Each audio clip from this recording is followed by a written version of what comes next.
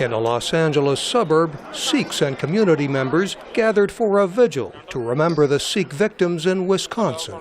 Some also tried to understand Wade Michael Page, the accused shooter, and his motive. Temple member Nachitar Singh Bular calls the act senseless.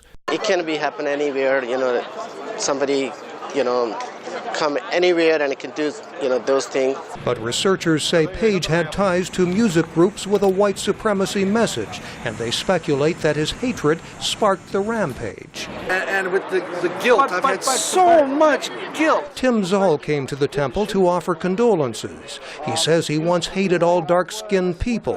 In the 1980s, he was an organizer for the neo-Nazi group White Aryan Resistance. The whole white racialist movement was moving into a different direction. Rather than have all these great, big, huge organizations, they started to operate in these little cells. And organize online.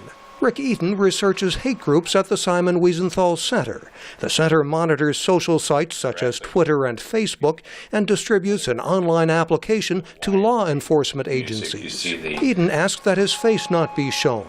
He says hatred thrives in music, epithets, and symbols.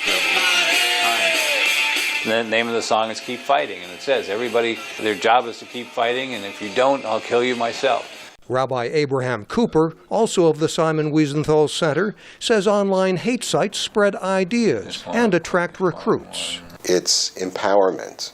It's validation. Rabbi Cooper says the sites create the illusion of a mass movement.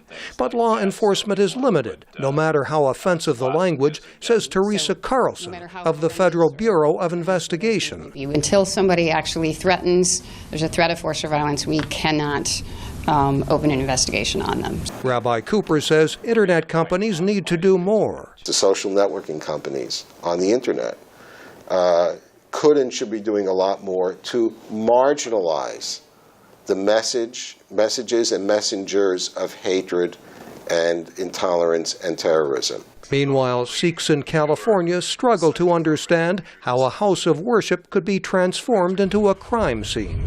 Mike O'Sullivan, VOA News, Los Angeles.